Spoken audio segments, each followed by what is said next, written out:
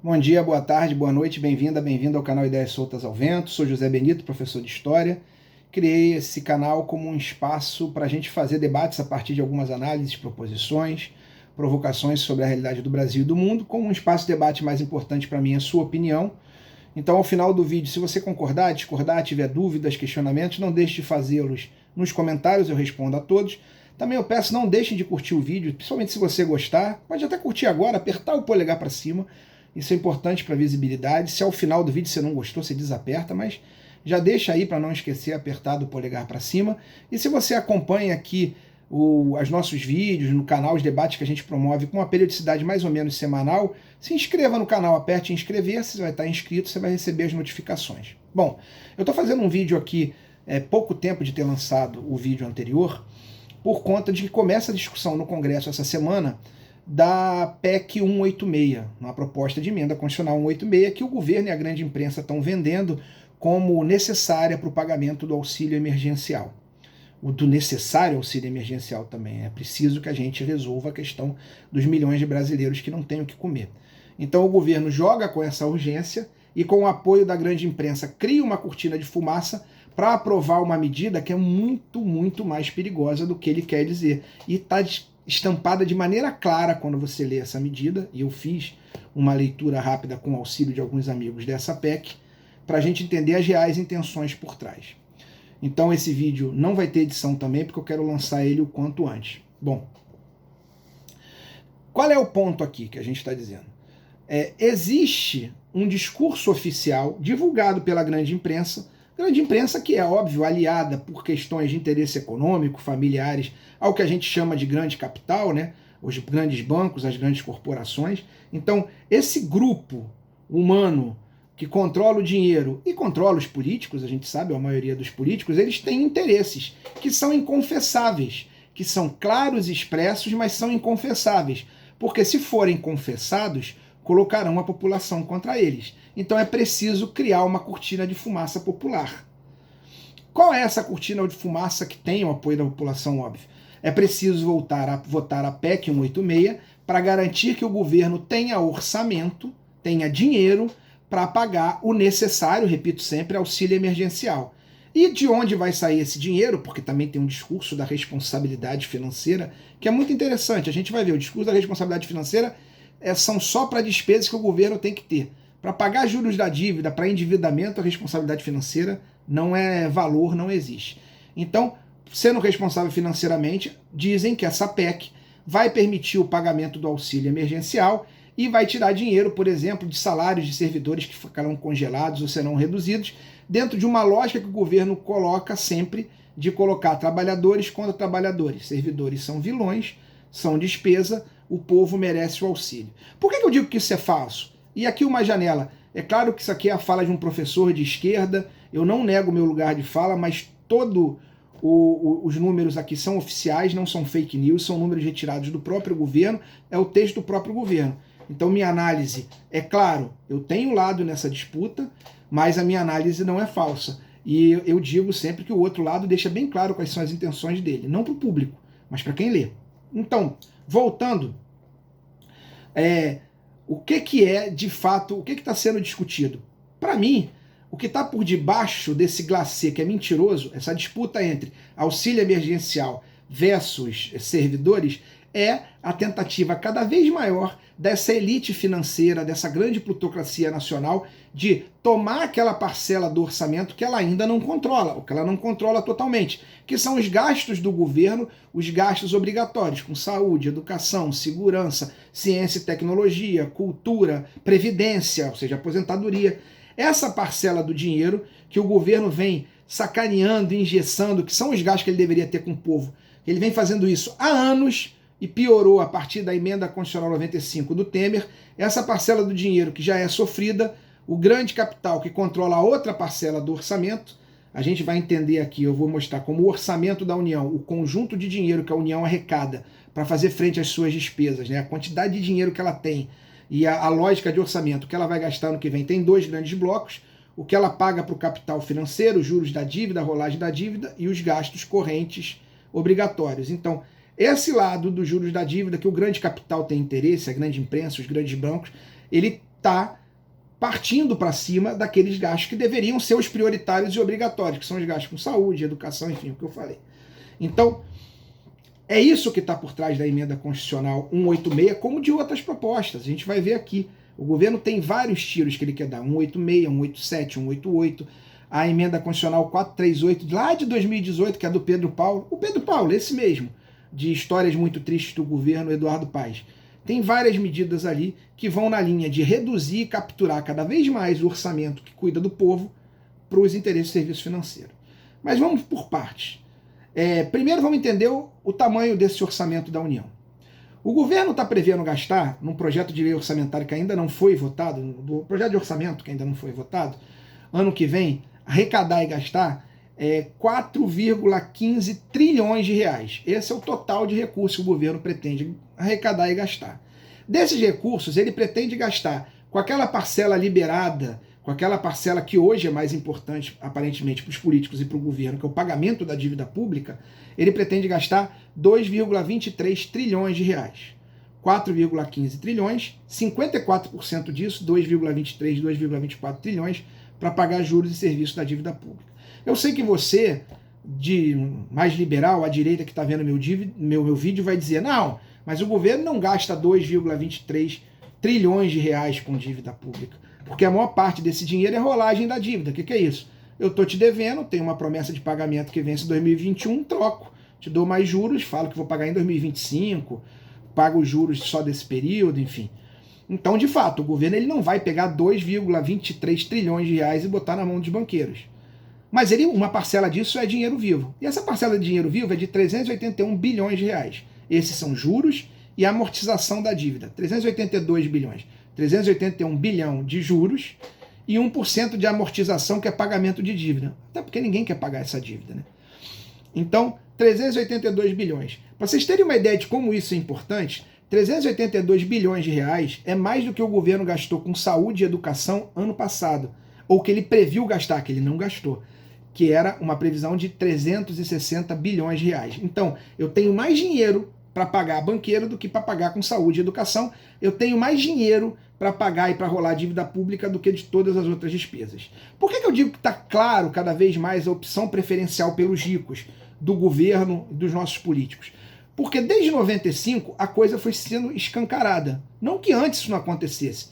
Eu também não vou aqui defender os governos do PT, nenhum deles enfrentou o mercado financeiro. O problema é que a partir do Temer não existe mais o cuidado, né? A coisa é descarada, a imprensa cria a cortina de fumaça, mas por embaixo é descarado. A emenda constitucional 95 do Temer, ela obriga, isso está em vigor, o Brasil é um dos poucos países do mundo, creio eu que é o único país do mundo, que diz o seguinte: durante 20 anos, suas despesas com aquilo que o povo precisa, saúde, educação, pesquisa, cultura, essas despesas vão estar congeladas por 20 anos e só poderão crescer do tamanho da inflação. Já o dinheiro gasto com dívida pública, esse está liberado, pode crescer de acordo com o que o governo entender que é prioritário. Do que o governo e o Banco Central, vejam bem, semana passada, ninguém explicou direito, a gente disse que um órgão do governo não vai ser mais controlado pelo governo, que é o Banco Central, que define política econômica, taxa de juros, ou seja, que em última instância define essa política de pagamento da dívida pública. Essa galera não só vai ter autonomia frente ao governo, você vai ter uma pequena burocracia ligada aos grandes bancos, vamos ter claro, que vai poder fazer o que quiser nesse aumento de orçamento que está sem controle, enquanto o que a gente de fato precisa, hospital, escola, segurança, está limitado a um crescimento pela inflação por 20 anos. Isso é absurdo. Por que isso é absurdo? Porque o governo não é a sua casa, não é a minha casa. Ele pode ter despesas que ele precisa aumentar de um ano para outro, até para se endividar, até para salvar a população. A gente está vivendo uma pandemia da saúde. Se o governo tivesse liberdade, como todos os governos têm de fazer seu orçamento, muito provavelmente o orçamento da saúde para o ano que vem, a quantidade de dinheiro destinada à saúde seria maior do que a inflação, porque a gente precisa dar conta de uma pandemia, mas não pode. Isso desde a emenda 95 está congelado. Então a gente já tem um problema. A tendência natural é que as despesas com juros aumentem e que as despesas outras obrigatórias não aumentem no mesmo volume. Qual o problema que isso vai dar em 20 anos? A população, por exemplo, está envelhecendo. Se eu não posso aumentar dinheiro da União para pagar aposentadoria, para pagar benefícios sociais, esse dinheiro vai acabar. O próprio auxílio emergencial está nessa parte de despesas obrigatórias. Né? A gente tem aqui auxílios emergenciais para além da pandemia. Todo mundo sabe os benefícios de prestação continuada do INSS. Todos esses dinheiros estão raquíticos desde 95. Vão piorar. Dinheiros para escolas, para hospitais, enfim. Vou repetir isso o tempo todo. Isso está congelado. O que a emenda constitucional 186 faz? Ela acaba, está ali escondido, no artigo 167A, está ali escondido um outro desejo. Porque essas despesas que estão congeladas, algumas são bem grandes. Previdência, saúde, educação, servidores públicos, auxílio emergencial, quando ele existe. O que o governo faz? Algumas dessas despesas que são muito grandes, elas são muito grandes legalmente, principalmente saúde e educação. O governo, pela Constituição, ele é obrigado a gastar 15% do orçamento em saúde, o governo federal, e aí os estados e municípios também, e 18% em educação. E os estados e municípios também. É claro que os limites para estados e municípios são outros, tanto saúde quanto educação. Pela proposta, veja bem a sacanagem, o artigo 167, dessa emenda que eles dizem que é para garantir o auxílio emergencial, eles não estão preocupados com o auxílio emergencial, uma janela, que eles não sabem nem o valor que eles vão pagar, para ver como isso não é prioritário. Mas esse artigo 167 diz o seguinte: tudo bem, o governo tem que pagar tem que orçar 15% do seu dinheiro, de tudo que ele arrecadar, 15% vai para a saúde, 18% vai para a educação. Beleza. Mas o superávit dessas despesas, e eu vou explicar o que é isso, vão direto para o caixa do governo para pagar os juros da dívida. Veja bem o que está sendo criado. O governo ele tem que orçar, ele tem que colocar no seu orçamento: vou gastar 15% da minha arrecadação em saúde, vou gastar 18% da minha arrecadação em educação.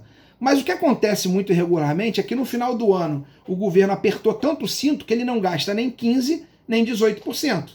Esse dinheiro tinha que continuar a ser previsto para pagar saúde e educação. Ele não tinha uma outra destinação. Eles precisavam dar um jeito de pagar esse dinheiro que faltou.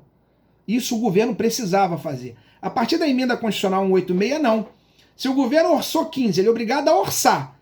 Se ele orçou 15 para a saúde, 18 para a educação, e ao final do ano ele pagou 8,8, o que sobrar desse dinheiro volta para o caixa para pagar a dívida pública. O governo não tem mais obrigação de ter gastos com saúde e educação. Ele vai poder tirar dinheiros que são essenciais para a população, esses e outros, porque tudo que sobrar de tudo. Se o governo orçou, cultura é uma coisa que gasta menos, né? Segurança gasta menos que esse. Ciência e tecnologia, tudo que sobrar de gastos que são necessários à população vão para o caixa para pagar a dívida pública. Os caras estão tão cegos nisso que eles colocam, além do artigo 167A, nessa proposta 186 da Constituição, né, da proposta de emenda constitucional 186, eles têm artigos na PEC 187, na PEC 188, o mesmo artigo, e na PEC 438, que eu falei que é do Pedro Paulo, de 2018. Desde 2018, o grande capital quer capturar esse dinheiro, que em tese tem uma mínima proteção para ser usado com saúde e educação. O governo orçou 15%, ele tem que dar o jeito dele de gastar 15%. Com saúde, 18%. Agora não. O que sobrar, não só dessas áreas, volto a dizer, educação, segurança, ciência, tecnologia, defesa, o que sobrar dessas áreas vai para pagar a dívida pública, porque esse artigo diz que o superávit das despesas obrigatórias vão fazer isso. Ou seja, é o avanço do interesse financeiro para dentro dos interesses da população em geral. E volto a dizer, isso está estabelecido, os caras estão tão na seca de capturar esse dinheiro, né? Eles já têm 2,23 bilhões de orçamento. O que eles puderem capturar dos outros 1 bilhão e 2,23 trilhão, perdão, eles já têm do orçamento. O que eles puderem capturar dos 1,9 trilhão, que é o dinheiro que é gasto com os outros 200 milhões de brasileiros, eles estão correndo para capturar. Então é uma elite mínima plutocrática, ou seja, da galera do dinheiro que quer avançar nos direitos de todos nós. E estão dizendo que não, vamos aqui acabar com o privilégio de servidor público. É mentira, o que está por trás é essa captura. E é tão na sanha, como eu disse, está na emenda constitucional, proposta de emenda constitucional 186, 187, 188 e na 438. Por que a do Pedro Paulo 438 é a mais perigosa? Porque eles botam nas disposições transitórias. E disposição transitória em Constituição, ela começa a ser aplicada no dia seguinte à aprovação. Então, a sanha dos caras é para capturar um dinheiro que já está pouco. O interesse, e as redes de televisão vão dizer isso? Não vão, porque elas também são associadas aos grandes bancos, são associadas às grandes empresas, são grandes credoras do Estado brasileiro. Você acha que isso está correto? A gente vai ficar aqui contando moeda, achando, por exemplo, que uma pesquisadora da Fiocruz que ganha 20 mil reais para desenvolver uma vacina, como eu disse no meu vídeo passado, que eu falo dos salários, que ela poderia estar fora na iniciativa privada ganhando muito mais que isso, que ela é o demônio? Ou o demônio é quem quer arrancar o dinheiro, que já é pouco da saúde e da educação? O governo já tem pouco dinheiro para comprar vacina por conta da emenda constitucional 95. E agora, se não conseguir gastar no ano ou tiver um problema, o dinheiro que sobra vai ter que voltar para pagar banqueiro? A prioridade desse país é pagar banqueiro? Ah, não, porque as contas têm que estar equilibradas como conta da dona de casa. Dona de casa, dono de casa, você deixa seu filho sem comer para pagar o cartão? Se é para trabalhar com essa economia rasteira que os economistas de direita gostam de fazer, eu pergunto, que pai, que mãe deixa um filho sem comer, sem médico, sem nada, para pagar o cartão de crédito? Essa é a escolha que a gente está fazendo. E é isso que a gente tem que apertar os nossos deputados, porque isso está escondido. E a gente sabe muito bem se está escondido, quais são porque os interesses não são bons para o povo. E se está escondido, os nossos políticos sabem disso, é porque eles estão com outros interesses que não defender a população. Precisamos defender o auxílio emergencial, mas ser contra essas emendas absurdas, grotescas, que rapinam, que capturam o Estado para a mão de uma elite que está morrendo de gorda, de tanto, eu gordo falando nisso, mas de tanto dinheiro que ela já tem. Está tentando matar de fome a população para continuar enchendo a burra de dinheiro. Não dá. Isso não é papo só de esquerdista, não. É papo de ser humano. Até quando a gente vai matar nosso povo para enriquecer meia dúzia de gente sem coração?